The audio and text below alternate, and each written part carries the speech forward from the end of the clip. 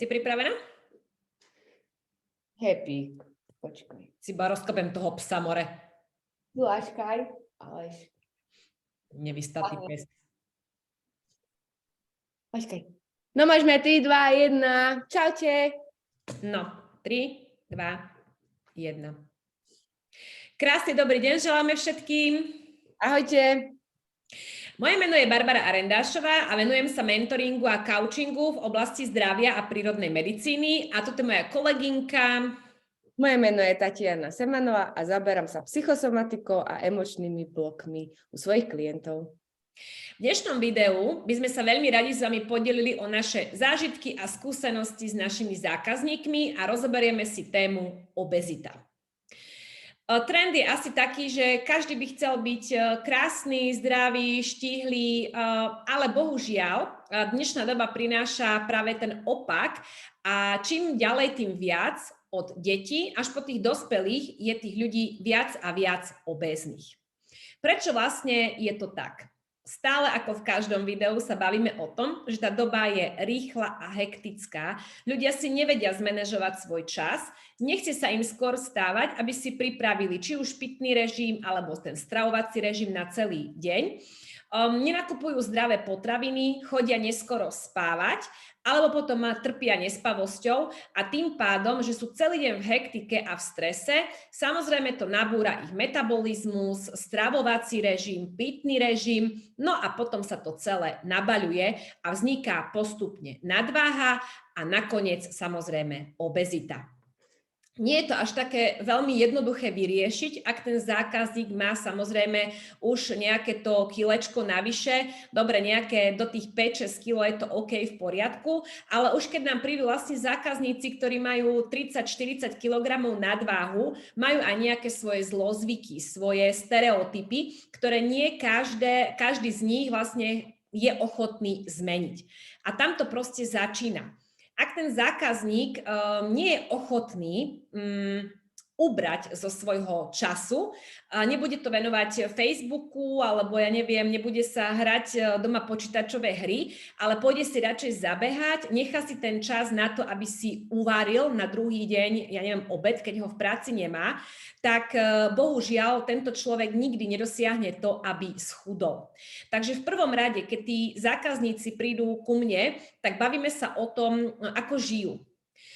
Aký majú spánok, aké majú zamestnanie, koľko majú toho stresu, čo konzumujú, čo papkajú, čo nakupujú v obchodoch a či nakupujú také tie nezdravé, sladké potraviny, alebo skôr sa orientujú na mäso, na zeleninu a tie zdravšie veci. Takže to je to, čo sa týka toho stravovacieho režimu.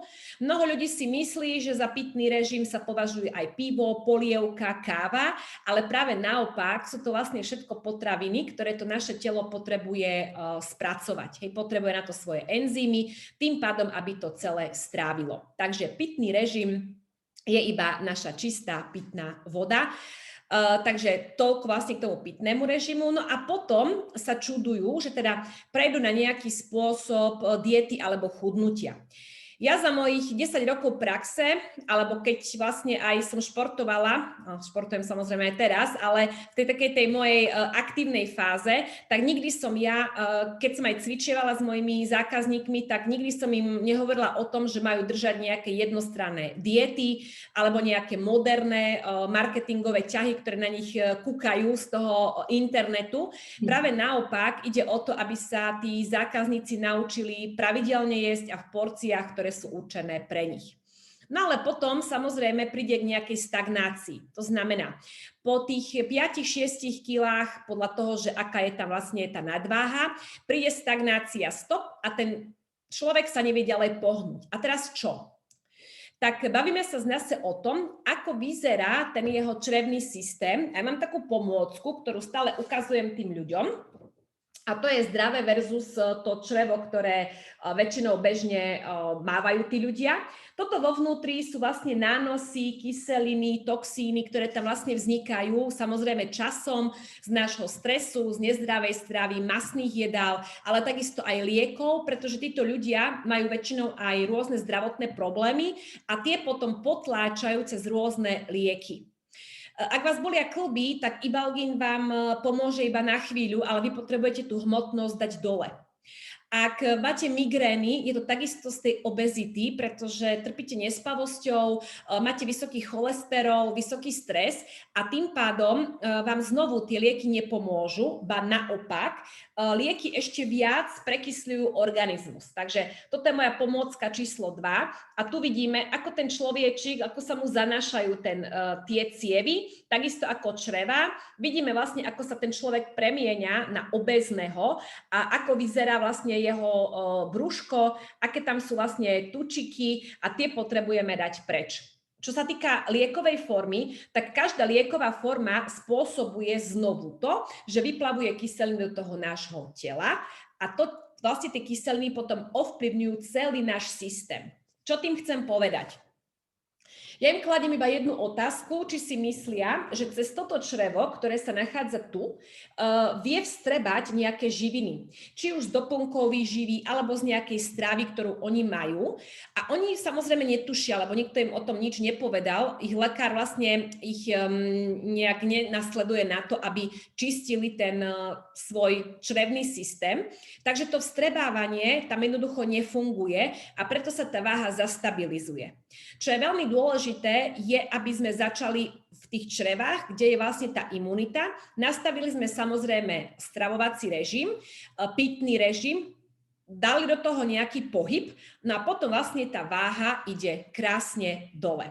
Ja mám zákazníkov, ktorí sú vlastne už v tom detskom veku a sú obézni, takže tam samozrejme chcem vidieť aj tých rodičov, ako vyzerajú, pretože väčšinou je to o tom, že aj tí rodičia sú obézni, takže to dieťa nič iné nevidí a tým pádom konzumuje to, čo konzumujú rodičia. Ak je to opačne, že tí rodičia sú chudí a to dieťa je obézne alebo má tú nadváhu, tak samozrejme, že to potom riešim s Táňou, pretože je tam iný problém. Keď tie rodičia sa stravujú OK, ale to dieťa stále priberá a priberá, tak je tam nejaký ten zlyhanie tých emócií, takže to potom rozoberáme s Táničkou. No a tí ľudia, ktorí sú dospelí a majú chuť zmeniť ten svoj život a stravovací režim a vôbec celkovo, tak pomáham im samozrejme v tom aj zmanéžovať si ten čas, trošku ich navodiť na to pozitívne myslenie, aj cez tú prírodnú medicínu, doplnky a ten stravovací režim tak, aby proste si schudli, udržali tú váhu a učíme ich samozrejme aj správne sa stravovať. No a teraz, to bolo z môjho pohľadu ako výživára v rámci tej prírodnej medicíny. Ale poďme sa pozrieť na to, Táni, opýtam sa teba, s čím je vlastne spätá tá obezita v rámci tvojej oblasti? Prídu k tebe ľudia, sú obézni, a trápi to. Čo vlastne riešia v sebe? Áno, tí, ktorí to trápi, tak to riešime, tí, ktorých to netrápi, tak to neriešime samozrejme, lebo veľa ľudí už sú tak zdemotivovaní z toho, že si už zvykli, že sú obézni, čiže naučili sa s tým žiť, čiže tí to nechcú ani zmeniť, ani si to nevedia predstaviť, že by boli štihli. Čiže je normálne, že sú aj obézni ľudia medzi nami, len problematika je tá, že čím ďalej je ich viac a viac a už bohužiaľ aj deti, taká je doba, tak sme už učení v podstate menej pohybu a radšej počítače, papanie a sedenie. Čiže má to mnoho rôznych situácií, prečo ľudia sú obézni a kde to asi začalo. Väčšinou je to o tom, že sa opustili, sami seba opustili v podstate po emočnej stránke. To znamená, že nemajú sa radi, hej, alebo dáme si príklad, keď dieťa je obézne, že prečo to tak je, tak ako dieťa ono nevie, čo je správne, čo nie je správne, lebo do určitého veku ich vedie rodič ho, čiže robí to, čo robí rodič. Čiže keď je obézny rodič, zvykne byť, že je obézne aj dieťa, ale je aj taká situácia, že nie je obézny rodič a obézne je dieťa, tam sa na to treba pozrieť trošku inak, že prečo to dieťa a aké emócie vlastne zajedáva to dieťa. Je potrebné sa s ním o tom rozprávať, kde to nastalo, prečo to nastalo a kde sa opustilo. Môže to byť u niektorých v detstve, že sa opustili, preto zajedávajú dodnes. tým pádom, ale môže byť to kľudne aj nedávna skúsenosť. Väčšinou sa to stáva, keď sa niekto rozíde s niekým, nečakané, tak ho to až tak zasiahne, že vlastne tie emócie potrebuje zajesť a dáva sa do takého štádia, že nevie prestať a urobí si z toho návyk, že stále je. Hej? Čiže iba je a už nemá pohyb, takže sa stáva aj obezným človekom. Vín z toho nie je vždy jednoduché, keďže návyky sú dosť zložité a veľakrát si ich neuvedomujeme, aké ich máme. Čiže rozprávam sa s rodičmi, že prečo to je, s klientmi, kde to nastalo, prečo to nastalo, kvôli čomu sa potrebujú týrať a zajedávať, alebo nájdeme iný spôsob namiesto zajedávania, niečo, čo im robí radosť, hej, lebo to zajedávanie im v podstate robí tú radosť, hej, to pohľadenie duše, že dám si niečo, čo mám rád. Čiže hľadáme iné možnosti, ako to zmeniť a čo ich baví a ani o tom nevedia, že ich to baví. A nakoniec prídu na to, že nepotrebujú len zajedávať, ale niekto začne cvičiť, športovať, niekto začne čítať knižky, niekto začne úplne niečo iné robiť. Hej? Čiže je to rôzne. A hlavne hľadáš vlastne motiváciu u toho človeka, aby vlastne vystriedal ten zlý návyk s nejakým dobrým návykom, ak tomu dobre rozumiem.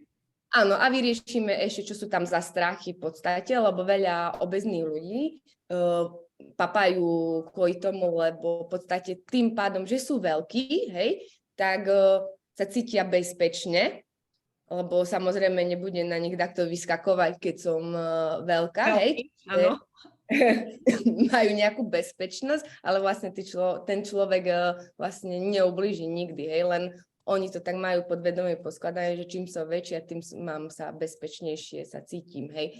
Čiže aj tam je ten návyk a myslenie inak nastavené, čo je zbytočné podľa mňa. Čiže ako keby, že chceli chrániť seba tým, že sú takí veľkí, alebo chcú chrániť napríklad aj to okolie, ja neviem. Nie, väčšinou chcú chrániť seba, skrývajú svoje rany, svoje emočné trápenia, svoje zážitky, prežitky vlastne oni skrývajú za tým, že sú veľké, lebo tým pádom upútajú na tom, že sú veľkí a neupútajú na tom, že ten človek vidí, OK, ten človek sa trápi a neriešia to, lebo oni riešia to, že je obezný, hej? Čiže skryl svoje emočné stavy a starosti a strachy. Jasné. Dobre, tie strachy skrýva kvôli tomu, že ich nechce vyriešiť, alebo že ich nevie vyriešiť, podľa teba? Väčšinou ich nevedia sami vyriešiť, lebo ani si to neuvedomujú, že vôbec nejaké také majú a berú to skôr ako, že to je ich trápenie a takto majú žiť. Že ako súčasť toho, že je to normálne, tak? No, dajme tomu, áno, lebo buď to uvideli u svojich rodičov, že je to normálne, alebo naučia sa vlastne s tými pošmieškami a s tým všetkým vlastne žiť, hej. Čiže väčšinou to nechcú riešiť. Sú to bolestivé bloky a málo kto má odvahu to riešiť v tom staršom veku. V tom mladšom to je samozrejme jednoduchšie, lebo nie je tam až toľko toho naskladané. Dobre, ešte jedna moja otázka. Ak to s nimi rozoberáš, tak sú tie strachy a tie bloky alebo tie emócie, ktoré ten daný človek prežíva, rovnaké ako majú tí rodičia, ako keby, že on pokračuje v tých blokoch, ktoré napríklad videl v tom detstve alebo počas toho života? No, môže nastať aj táto situácia, ale väčšinou každý zažíva iné situácie, lebo doba ide dopredu, deti sú už v škole iné, protivné chcem povedať, neviem, či správne, a každý to zobere inak. Áno, niekomu, keď niekto povie, že je tučný už ako dieťa, a to dieťa vlastne sa nevidí, že je tučné, tak ho to nemusí zobrať, čiže s tým problém nemusí mať, ale niektoré dieťa to môže zobrať. Tým pádom sa dá do smútku a do hnevu, že je tučné a pritom on za to nemôže, on si ako dieťa uvedomuje, že on netuší, že kde urobil chybu, lebo vlastne rodič ho k tomu viedol. Áno. Čiže začne sa hnevať sám na seba, že nevie, čo iné robí, že to druhé dieťa je napríklad chudé. A kým rodič s ním o tom nerozpráva, alebo niekto, tak on ani netuší, že namiesto toho, že príde domov a si dá sladkosť, gauč a rozprávku, že môže ísť vonku hrať futbal, hej, lebo v domácnosti to funguje úplne inak ako u jeho kamaráta, hej. Čiže postupne sa učia, aj deti si vyberajú, že ako čo, alebo ostanú v tom stereotype, ako sú doma. OK, takže ja napríklad, takisto asi je to u mňa ako u teba, stále vlastne, keď sú to tie deti, tak si pozývam aj rodičov na tie stretnutia alebo na online konzultácie, aby som vedela, kde začať, že či ako vlastne tí rodičia žijú, takže máme to asi podobné. Takže určite je to z toho. OK, ako vyriešite ten problém dá, či už aj v rámci tej psychosomatiky, alebo aj toho manažmentu časového a stravovacieho. Takže určite. Tí, ktorí máte záujem, máte podobné problémy, či už sa to týka vás, vašich detí, alebo niekoho blízkeho, na kom vám záleží, tak napíšte nám do komentára pod našim videom, budete mať vlastne odkazy, kde nás viete nájsť. Takže kľudne sa ozvite, veľmi radi vám pomôžeme, aby ste netrpeli, aby ste tento problém vyriešili. Takže toľko z nášho videa. Majte krásny deň a vidíme sa na budúce pri ďalšom našom videu. Ahojte! Ahojte.